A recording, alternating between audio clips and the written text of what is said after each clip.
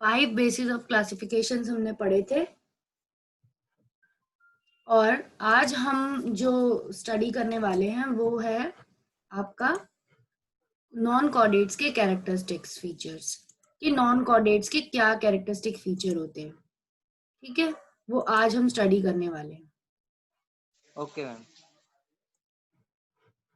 I was waiting that other students also join, but maybe they are just soon they will be joining. तो मैं आपको एक video भी show कर रही हूँ जो नॉन कॉर्डेट्स के कैरेक्टरिस्टिक्स आपको थोड़े से आइडिया देगी। पोरिफेरा फर्स्ट आपका फाइलम है, उसके कैरेक्टरिस्टिक्स आपको that video will show. Is that video is clear to you? The last kingdom from the Vitakas classification. Are you able to see this video? नहीं ma'am अभी नहीं आ रही। अच्छा, good morning ma'am. Good morning.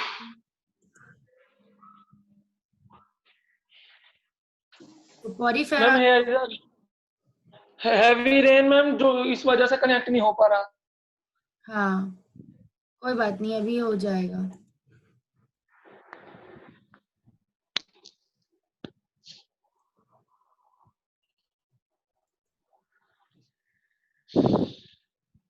Ma'am आपने 4th chapter भी start कर दिया? 4th चैप्टर ही चल रहा है अभी हमारा। कल हमने स्टार्ट किया था जिसमें हमने सिर्फ बेसिस ऑफ क्लासिफिकेशन आपको बताए थे। ठीक है, तो वो है। अभी हम उसका नेक्स्ट टॉपिक शुरू कर रहे हैं जो कि आपका पोरिफेरा के कैरेक्टरिस्टिक्स है। ठीक है, वैसे भी मैम नॉर्मली में भी 4-5 लोग ही जुड़ते हैं, तो मैम फिर पढ़ाई बाकी बच्चे कहाँ कर रहे हैं?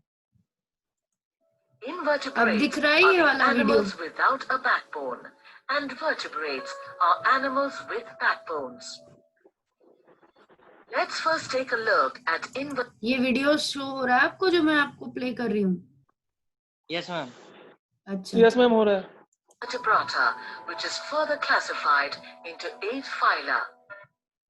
Phylum Porifera, Phylum Coelenterata, Phylum Platyhelminthes, Phylum Nematoda, Phylum Annelida, Phylum Mollusca, Phylum Arthropoda,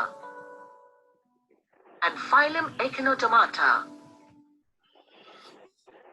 Phylum Porifera includes spore-bearing animals which are commonly called sponges. इस पे आपको ध्यान देना है क्योंकि पहला फाइलम यही होता है, फाइलम पोरिफेरा। इस वीडियो में आपको उसके कैरेक्टर्स बताएंगे।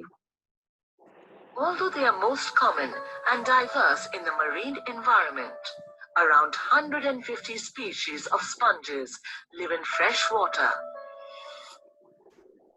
Sponges have very simple structures and ma'am बीच बीच में एक कैरेक्टर आप भी तो बताते रहिए जैसे हिंदी में थोड़ा। स्पंजेस आपके एक्वेटिक ऑर्गेनिजम्स हैं और ये पोर बेयरिंग ऑर्गेनिज्म। आप देख रहे हो कि येलो कलर की बॉडी है, उस पे सब जगह पोर्स हैं और अंदर का एनाटॉमी भी दिखा रखा है कट करके कि सेंटर में इनके एक ट्यूब जैसा स्ट्रक्चर है, खाली ट्यूब जैसा कैविटी जैसा स्ट्रक्चर है और बॉडी वॉल जो इनकी है, नीले कलर की जो बॉडी वॉल है उसमें आप देख रहे हो चैनल जैसे बन रहे हैं। चैनल मतलब पोर से अंदर की तरफ एक चैनल बन रहा है जिससे पानी अंदर आ सकता है। तो कैनाल सिस्टम बोलते हैं इसको कि पोर्स के थ्रू वाटर अंदर आ रहा है कैनाल्स के थ्रू। और उसके साइड में आप 2 तरह के सेल्स देख रहे हो जिनके अंदर फ्लैजिला दिख रहे हैं आपको, हल्के रंग के धागे जैसे निकल रहे हैं बाहर। कॉलर सेल्स इनको बोलते हैं, क्वानोसाइट्स भी बोलते हैं और कॉमनली कॉलर सेल्स भी कहते हैं। और जो ये लाइट ब्लू कलर का जो सेल्स की लेयर है बिल्कुल बॉडी वॉल के अंदर, वो एमीबोसाइट सेल्स कहलाते हैं, एमीबोसाइट सेल्स। तो ये वीडियो भी यही चीज बताएगी, इसको भी ध्यान से आपको मतलब सुनना है, उसे समझना है और जो पॉइंट नहीं समझ में आएगा वो पूछना है। Are highly branched, cylindrical and hollow. A cavity called spongiocele is enclosed by the body. तो ये कैविटी जो मैं बता रही थी, सेंटर में एक स्पेस है, उसे स्पॉन्जोसील बोला है। Their body is supported by a skeleton made up of calcareous or siliceous spicules or spongin fibers. इनका स्केलेटन इस चीज का बना होता है, कैल्शियम के स्पॉन्जिन फाइबर्स या फिर स्पिक्यूल्स का। ये जो स्टार शेप आपको दिख रहे हैं, ये इनके स्केलेटन में रहते हैं। Sponges have a loose organization of cells which are specialized to perform different functions. Different cells found in sponges are pinacocytes, which form the protective layer of the body. Choanocytes पिनुकोसाइट्स इनके outer layer पे, protective layer जो बाहर वाली layer के sales है, उन्हें बोला गया है।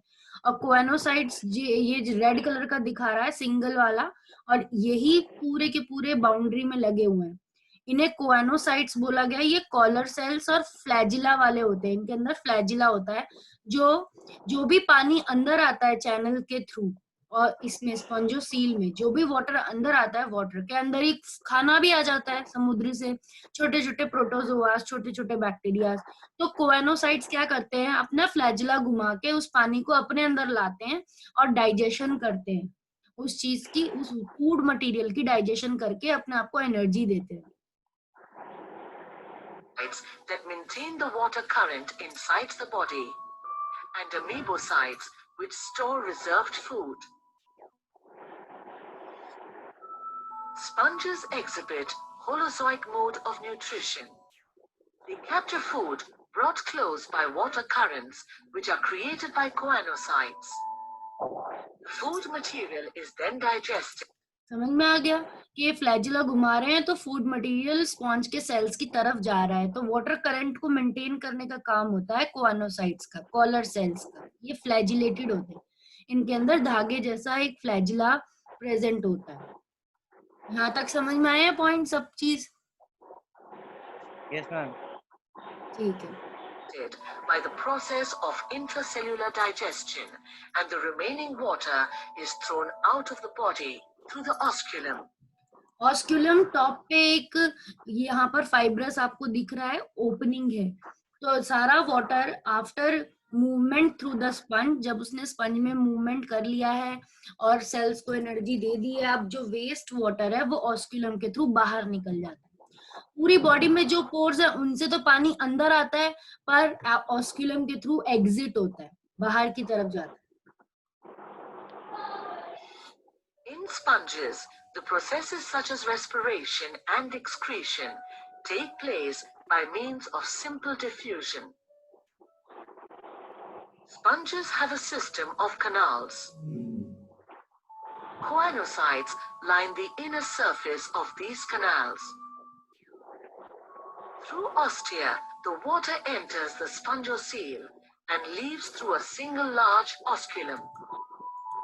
ऑस्टिया इनके पोर्स को बोला गया है, कि जो ये ब्लैक ब्लैक कलर के छोटे छोटे छेद देख रहे हो, ये सब ऑस्टिया हैं। ऑस्टिया के थ्रू पानी अंदर आता है, और ऑस्क्यूलम ये सबसे बड़ा पोर जो टॉप पे होता है, उसके थ्रू बाहर जाता है। ठीक है, यहाँ तक क्लियर हुआ? Yes, ma'am. Sponges reproduce asexually by budding, fragmentation, and even by regeneration, where fragments or a part of the body or even isolated cells of a sponge can regenerate or reorganize into. देखो कितने आराम से एक छोटा सा part cut के अलग होके सॉइल पे गिरा और एक नई स्पॉन्ज बन गई। तो इसको बोलते हैं फ्रैगमेंटेशन के थ्रू या रीजेनरेशन के थ्रू, कि स्पंज का एक पार्ट कट हो जाएगा और कट पार्ट से नया स्पॉन्ज बन जाएगा। तो ये दोनों फ्रैगमेंटेशन और रीजेनरेशन के through asexual reproduction. To a complete sponge. Sponges can also reproduce sexually. The male gametes are released into the water. देखा अभी इस वाली स्पंज से एक पैकेट जैसा एक जेली जैसे सब्सटेंस में स्पर्म रिलीज हुए और इस बड़ी वाली स्पंज के अंदर आ रहे हैं। तो सेक्सुअली भी स्पंज रिप्रोड्यूस कर सकती हैं, गैमेट्स बना। By a sponge. मैम एक बार थोड़ा पीछे से प्ले करना। Between these male gametes and an egg cell, then takes place. थोड़ा सा in the इसका body रिप्रोडक्शन पार्ट दोबारा से देख लो। The male gametes are released into the water by a sponge. Fertilization between these male gametes and an egg cell then takes place in the body of a neighbor sponge, resulting into the formation of a new individual. और अंदर जाके sponge के अंदर जाके female gamete से fuse कर देगा और फिर वहां पर एक नई स्पॉन्ज बन जाएगी, नया इंडिविजुअल बन जाएगा. Some important examples of sponges are Mussolinium, Sycon or Scypha, Euplectella, ल्यूकोसोलिनिया, साइकन, स्काइफा, यूप्लेक्टिला. ये जो व्हाइट कलर की स्ट्रक्चर दिख रही है इसे वीनस बास्केट भी कहते हैं. व्हाइट कलर का ये स्पॉन्ज होता है और इसे यूप्लेक्टिला इसका बायोलॉजिकल नेम है. commonly known as Venus flower basket, and Euspongia, commonly known as the bath sponge. Euspongia को बाथ स्पॉन्ज की तरह यूज करते हैं. चलो मैं निकल रहा हूँ. Based on certain similarities such as intracellular digestion and the resemblance of amphiblastula larva to a flagellated protozoan, it is said that sponges may have evolved from colonial flagellated protozoans. के दो features, एक तो intracellular digestion की वजह से कि sales के अंदर डाइजेशन होता है और इनका जो लार्वा है वह ब्लास्टुला जैसा दिखता है जैसे कि फ्लैजिलेटेड प्रोटोजोआन्स में होता है. ये बोला जाता है कि फ्लैजिलेटेड प्रोटोजोआन से ही इवॉल्व होके स्पॉन्ज बनी है क्योंकि स्पॉन्ज एनिमल्स है और प्रोटोजोआस यूनिसेलुलर एप्रोटिस्ट होते हैं, एनिमल्स की तरह सेल्स होते हैं. तो उन्हीं से जब कॉलोनी में एनिमल्स है. हाँ, प्रोटोजोआ यूनिसेलुलर एनिमल्स है. तो जब वो बहुत सारे कॉलोनी में रहने लग गए तो उन्होंने ही स्पॉन्ज को बना दिया. अब ये समरी है इस पूरे की. इसमें तो सिर्फ पॉइंट्स दे रखे हैं कि एनिमल को इनवर्टिब्रेट्स वर्टिब्रेट्स में डिवाइड कर रखा है. इनवर्टिब्रेट्स को 8 फाइला में डिवाइड कर रखा है जिनके अलग अलग नाम है. और फाइलम पोरिफेरा को पोर बेयरिंग एनिमल्स के बीच स्पॉन्जेस कहते हैं. 150 स्पीशीज हैं स्पॉन्ज की. स्पॉन्ज के अंदर बहुत ही डिफरेंट सेल्स होते हैं ऑर्गेनाइज्ड जो कि डिफरेंट फंक्शन करते हैं. डिफरेंट सेल स्पॉन्जेस के पिनाकोसाइट्स नाम के जो बॉडी की प्रोटेक्टिव लेयर बना रहे हैं, कोएनोसाइट्स नाम के जो वाटर करंट मेंटेन कर रहे हैं, अमीबोसाइट्स जो रिजर्व फूड मेंटेन कर रहे हैं. Sponge holozoic mode of nutrition कर रही है, दूसरे पे डिपेंड है खाने के लिए. Sponge process of respiration excretion simple diffusion से करती है. स्पॉन्ज के अंदर एक कैनाल सिस्टम होता है और स्पॉन्ज रिप्रोडक्शन कर सकती है सेक्सुअली भी और एसेक्सुअली भी. और नेम्स हैं डिफरेंट स्पॉन्जेस के. और फिर लास्ट में लिखा है कि इंटरसेलुलर डाइजेशन की वजह से और फ्लैजिलेटेड प्रोटोजोआन से उनकी सिमिलैरिटी की वजह से कहा जाता है कि स्पॉन्ज प्रोटोजोआ से ही इवॉल्व हुई है. ठीक है. Yes, ma'am. अब हम देखते हैं एक और वीडियो जो कि आपका ये बताएगा कि सीलेंट ट्रेट्स क्या होते हैं. What are salient traits? One book a week. Readers are readers. The challenge is the average person reads about 2 books a year, but the average CEO reads about 4 to 6 books. I mean, छोटे इतना सा तो screen पे सो रहा है, इनसे तो कुछ.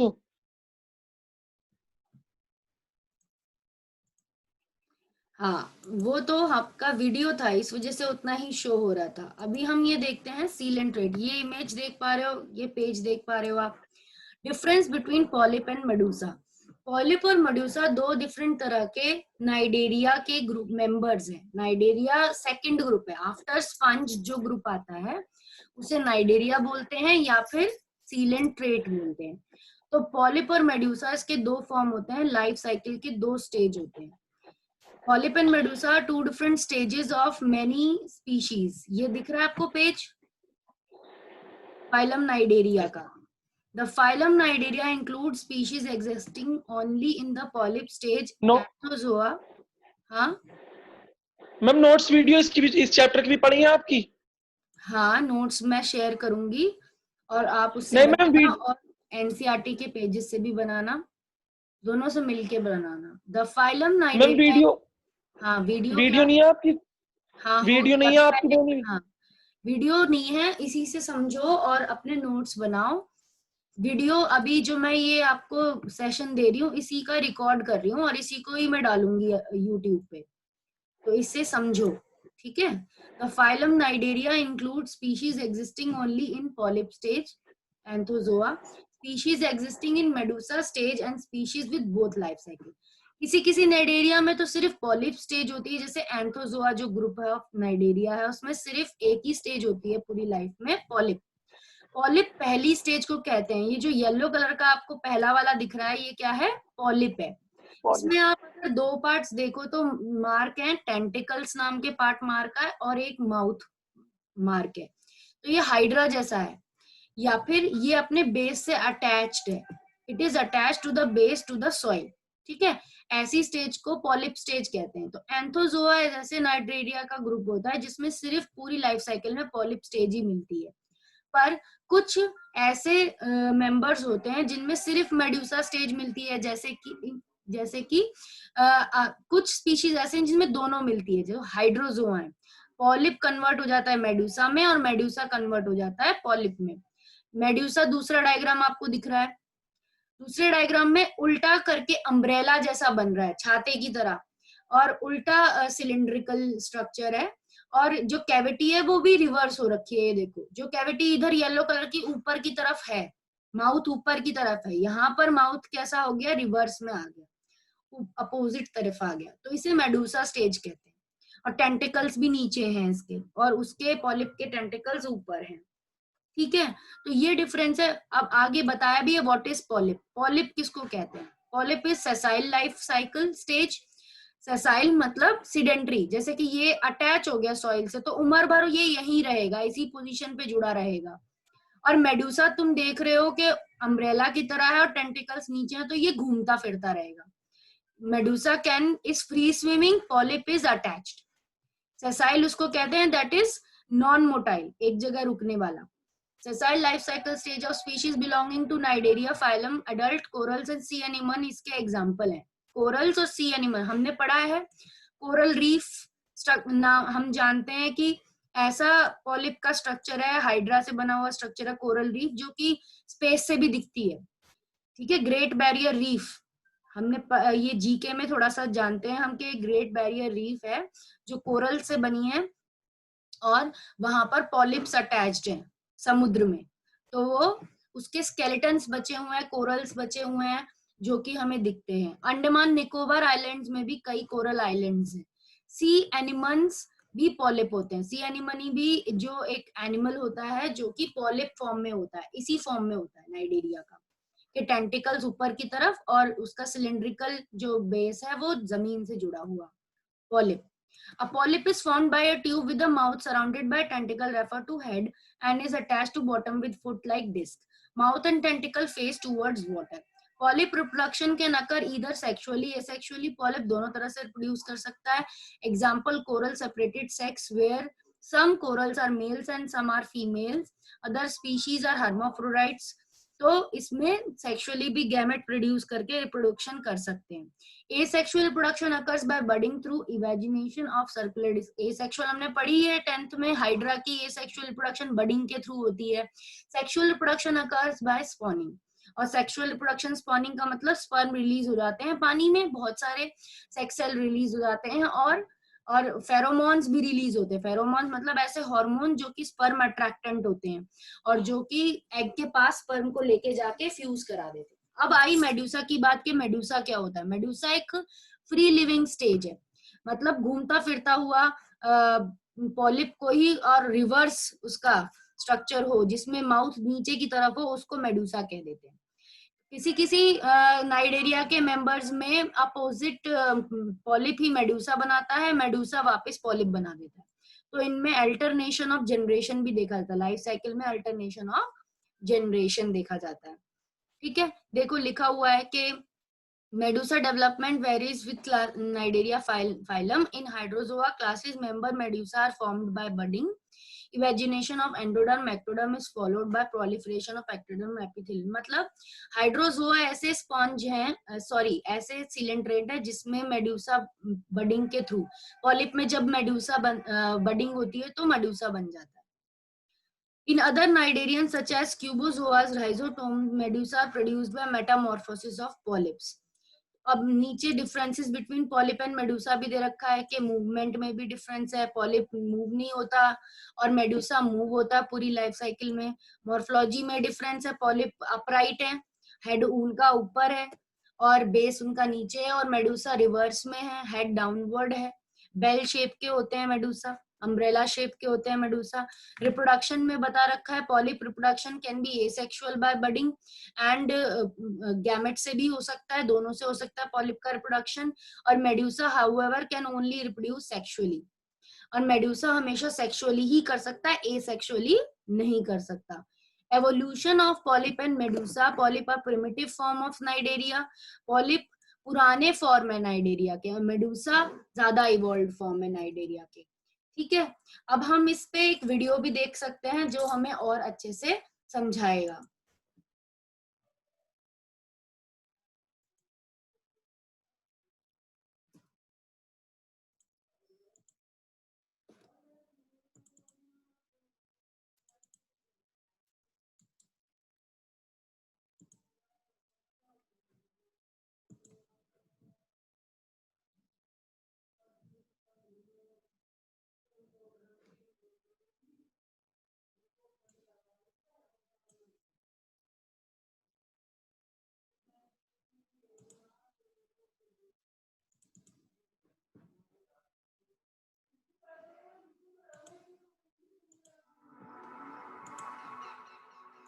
ये वीडियो देख पा रहे हो आप?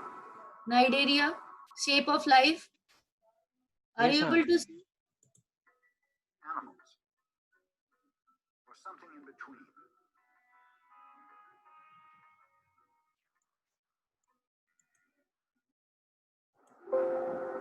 Hundreds of millions of years ago, before animals swam the ocean's waters or scurried along the seafloor, only one group of animals existed. They were sponges. तो ये मैम इसकी स्टार्टिंग से लैंग्वेज बता समझ में नहीं आ रही। ये स्टार्टिंग से बता रहे हैं कि 100 और मिलियन ईयर अगो जो सबसे पहले एनिमल्स थे वो स्पॉन्जेस थे, फिर उनके बाद थोड़े और इवॉल्व हुए नाइडेरियंस, उन दोनों के बारे में बताएगा। एक्चुअली में ये वीडियो मूवमेंट के बारे में है कि एनिमल्स में मूवमेंट कैसे शुरू हुई। सबसे पहले जो एनिमल्स मूव कर पाए वो यही थे, हाइड्रा और नाइडेरिया या सिलेंट्रेट, यही मूव कर पाए, क्योंकि स्पॉन्ज तो अभी आपने देखी, स्पॉन्ज तो मूव नहीं कर पाती, एक ही जगह रहती है ट्यूब की तरह, पर इनके बाद जो नेक्स्ट फाइलम है वो मूव कर पाते हैं। तो वही आपको वीडियो में फोकस करना है, और इस वीडियो में साथ में इसका प्रॉपर्टीज भी पता चल जाएंगी कि नाइडेरिया की प्रॉपर्टीज और कैसी होती हैं। एक इनकी स्पेशल प्रॉपर्टी होती है कि नाइडेरिया में जो टेंटिकल्स होते हैं, अभी आपने देखा पॉलिप टेंटिकल्स ऊपर की तरफ थे और मेडूसा टेंटिकल नीचे की तरफ थे, तो टेंटिकल्स जो होते हैं ये इनके डिफेंस सिस्टम भी होते हैं। डिफेंस मतलब लड़ाई करने के, जब भी इन्हें कोई और दूसरा नाइडेरिया से अपनी एरिया बचाना होगा तो टेंटिकल्स में स्टिंजिंग सेल्स होते हैं। स्टिंजिंग सेल्स मतलब कांटे वाले सेल्स, और तीर कमान जैसे सेल्स होते हैं, जिन सेल्स में से एक स्टिंग जैसा निकल के जाता है और अपने शिकार के ऊपर लग जाता है। अगर इन्हें शिकार भी करना होता है खाना खाने के लिए, मैं नाइडेरिया की बात कर रही हूँ, तो क्योंकि स्पॉन्ज तो पानी से खाना ले लेती है जो पानी उसमें आ रहा है पोर्स के थ्रू, बट नाइडेरिया कैसे लेता है कि टेंटिकल से अटैच करवा लेता है अपने शिकार को, और टेंटिकल से ऐसे सेल्स को बाहर तीर की तरह फेंकता है जो कि स्टिंजिंग सेल्स कहलाते हैं, जिनमें थोड़ा सा टॉक्सिन होता है, हिप्नोटॉक्सिन होता है, जो बेहोश कर देता है प्रे को, और फिर ये वापस में उससे चिपका कर टेंटिकल से अपने माउथ में डाल लेते हैं उस फूड को, तब ये अंदर ही अंदर डाइजेस्ट करते हैं फिर।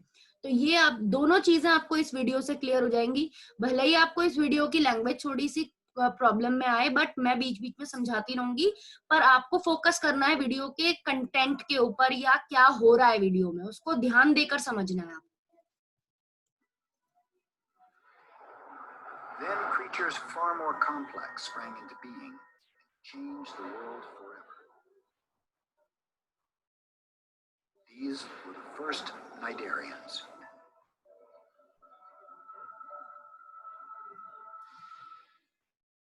They may not look like pioneers, but Cnidarians marked a turning point for animal behavior. देखा, ये टेंटिकल्स वाले ये सारे के सारे नाइडेरियंस हैं, ठीक है, और ये सारी स्टेज जो दिख रही है आपको पॉलिप स्टेज है, क्योंकि सारी जमीन से अटैच्ड है, ठीक है। These Yes, creatures ma'am. were first to wield sensitive tentacles that could actually reach out and perceive the world. ये टेंटिकल्स हैं इनके, सेंसिटिव होते हैं और इनमें ही वो जो बता रही हूँ स्टिंजिंग सेल्स वो होते हैं. More than 500 million years ago, Cnidarians invented other features we take for granted today. Here was an animal with a mouth. And connected to that mouth, a stomach to digest food. It was a brilliant innovation that would spread throughout the animal kingdom. But Cnidarians brought even greater inventions. These deceptively simple creatures invented movement. The very first animal movements may have looked much like these subtle stirrings.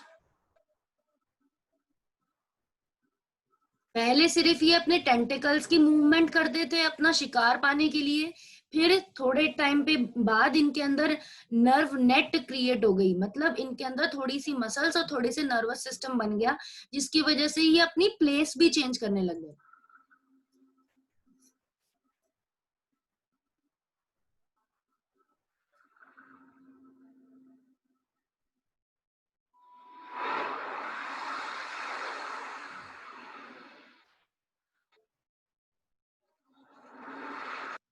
Two sets of muscles, Cnidarians can bend in any direction. To control their muscles, they rely on another Cnidarian invention, special cells called nerves. Through a set of these nerves, electrical impulses trigger one set of muscles to contract, pushing the animal higher. By contracting the other set of muscles, the animal can flex itself into the perfect pose for snagging food. तो खाना लेने के लिए ये दाएं बाएं झुक सकते थे और अपने टेंटिकल्स को और फैला सकते थे नर्व और मसल्स की वजह से. The goby is a swift swimmer. अब ये दिखा रहे हैं कि ये नाइडेरिया किसी मछली या किसी इस दूसरे का शिकार कैसे करता है. Senses attuned to any sign of danger and a brain able to process complex signals. It seems better equipped for survival. For the goby, one unguarded moment could be fatal.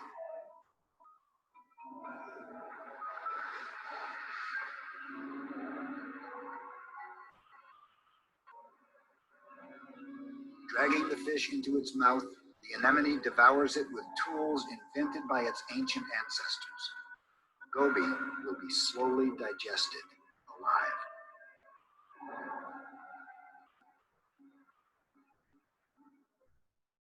For more than 500 million years, Cnidarians have been honing and adapting their nematocysts.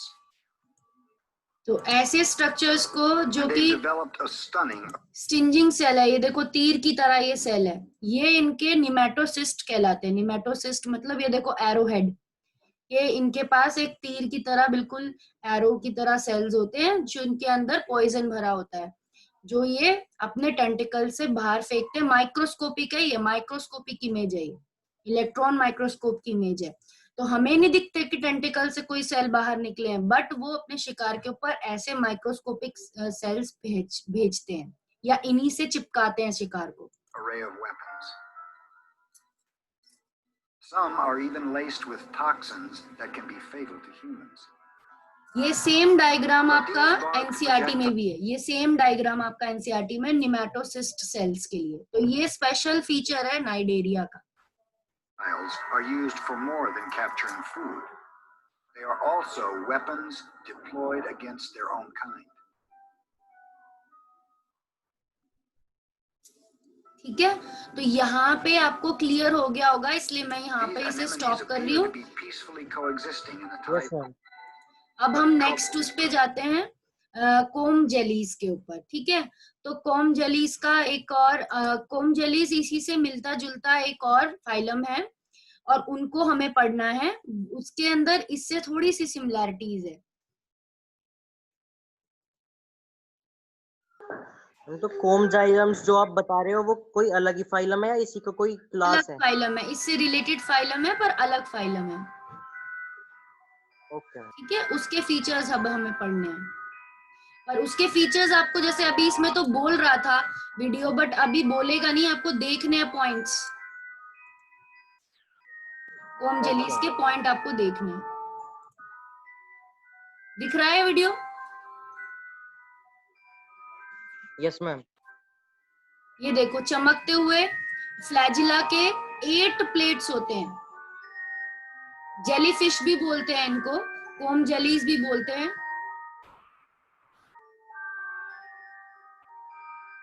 ऐसे छोटे छोटे flagella की 8 plates होती हैं इनमें।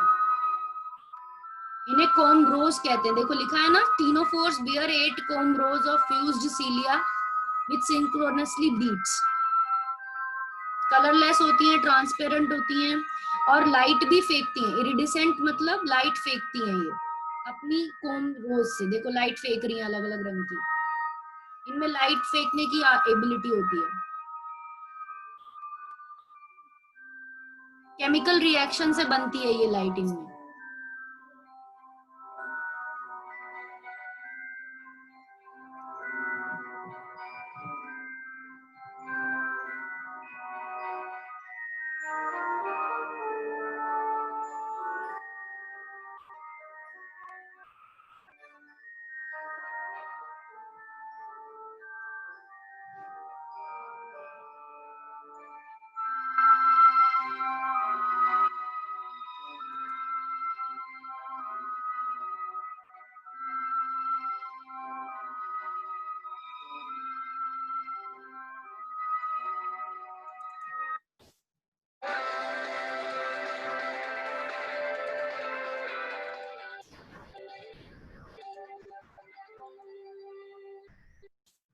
Comb jellies are ancient animals and voracious carnivores that belong अब to the इसको भी देखो, phylum इसमें भी बता रहे features. This includes around 100 species. Their radially symmetric body contains 8 rows of comb-like plates of fused cilia that beat in order for them to move through the water. सीलिया की 8 plates हैं, कोम plates, कोम jellies में। Comb rows diffract light to create a rainbow display as they swim. Some comb jellies additionally exhibit bioluminescence, or the emission of light by chemical reactions. Their body जो ये light diffract कर रहे हैं chemical reactions के through निकलती हैं। तो इस प्रोसेस को, जिसमें केमिकल रिएक्शन के थ्रू ऑर्गेनिज्म लाइट रिलीज करता है, उसको बोलते हैं बायो इल्यूमिनेसेंस। एनसीईआरटी में ये पॉइंट भी आप देखोगे जब पढ़ोगे कि ctenophores have the property of bioluminescence. That means to release the light through chemical reactions. is over 95% water. When taken out of water, they literally look like a blob of jelly.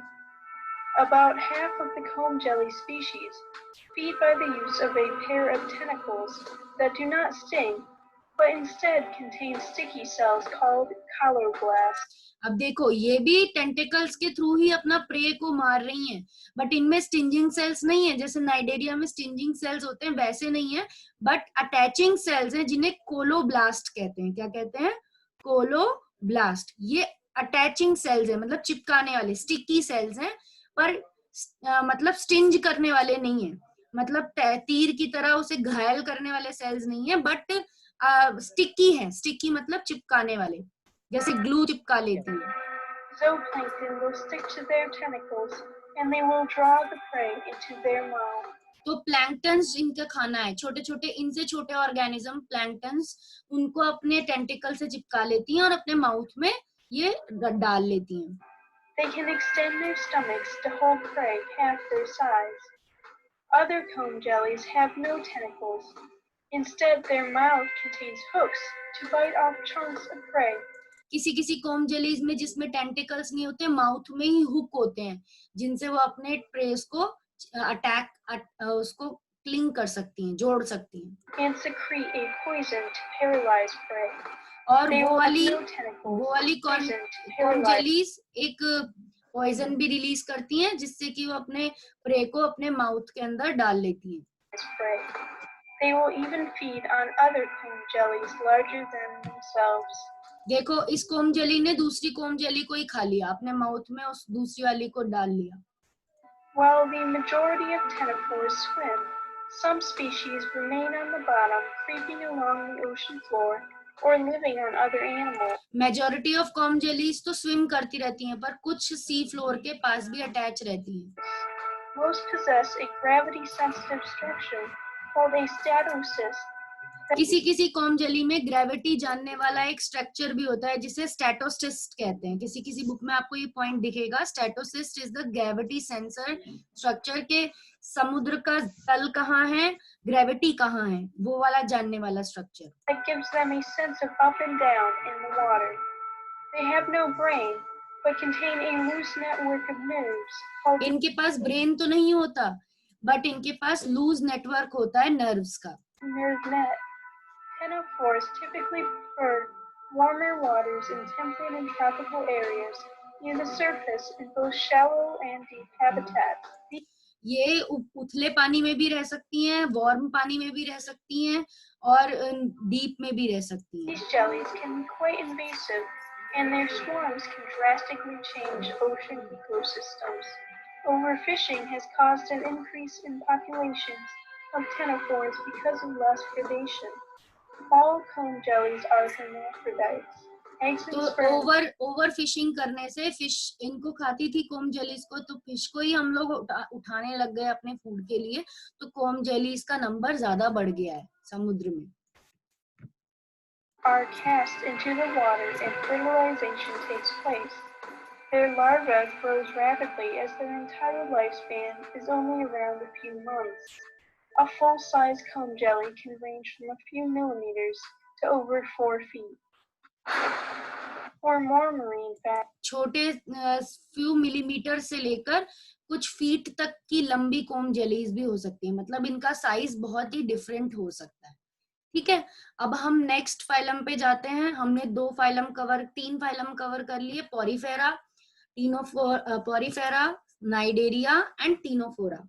अब हम next पे जा रहे हैं, जो कि आपका है प्लैटीहेल्मिन्थेस. हम सीलेंट्रेटा भी तो होते हैं. हाँ, सीलेंट्रेटा हमने नाइडेरिया को ही तो कवर किया है. सीलेंट्रेटा में नाइडेरिया जो पॉलिप और मेड्यूसा है उसको कवर किया है. ओके.